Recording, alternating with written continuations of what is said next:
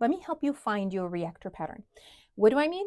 Something happens to you, you react to it, right? Most often than not, we immediately come up with a reaction unless we were trained to respond as opposed to react. Now, we don't think about our reactor patterns, we just react. So if we take some time enough to actually pause and kind of think about, what did I just say? Why did I say it? What is it linked to?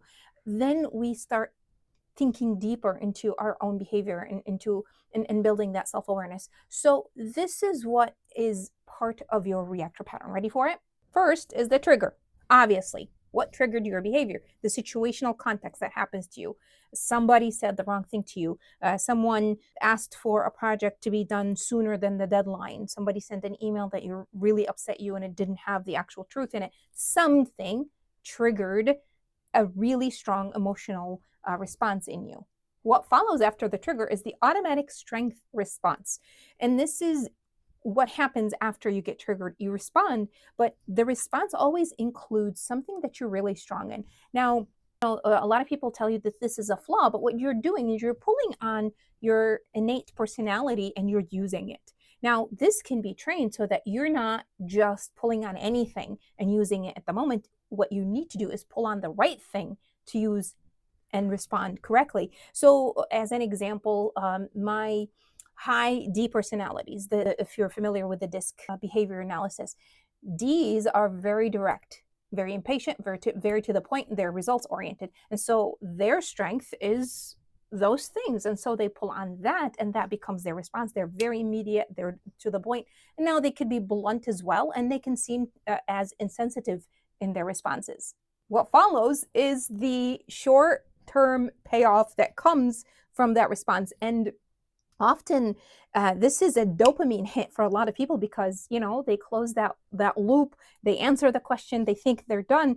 But then if they take time to actually think about it, if it wasn't the right response to the right trigger, then we often go back to regret and replaying the entire scenario in our head thinking, I shouldn't have said that. Or what I should have said was blah, blah, blah.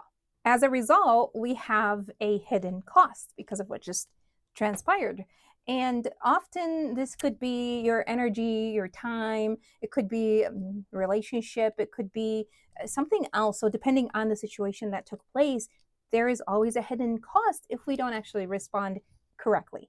To help you figure your own reactor pattern, think of it this way. Fill in the blanks. When blank happens, what is in the blank? Something happens. I tend to blank. What do you tend to do? When blank happens, I tend to blank because blank. Because why? Why do you behave the way you did? And then it helps me blank, but it costs me blank. Okay, so I want you to fill in these blanks to help you figure out these reactor patterns.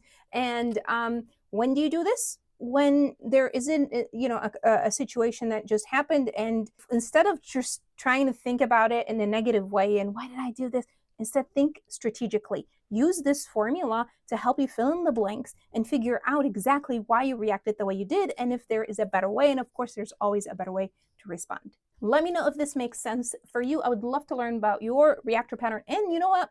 If you want me to break down the DISC personality behaviors further, let me know in the comments. By the way, I'm Nagam and I train the muscle that is mostly misunderstood by a lot of people, and that is the muscle of resilience to help you crush your day and not just go to work. And next week, what I'll be doing is holding a live session to go through reactor patterns, help you break it down and help you identify it so that you don't have to go about your day guessing. Instead, you have that tool to use. And it's all happening inside of my free community, IMCAN Academy. To get started, to get you in there, go to the link in my bio and start by taking the Manager Resilience Scorecard to help you identify which of the 5 pillars of resilience are you really strong in and which ones you are having a gap. Start there and hope to see you there.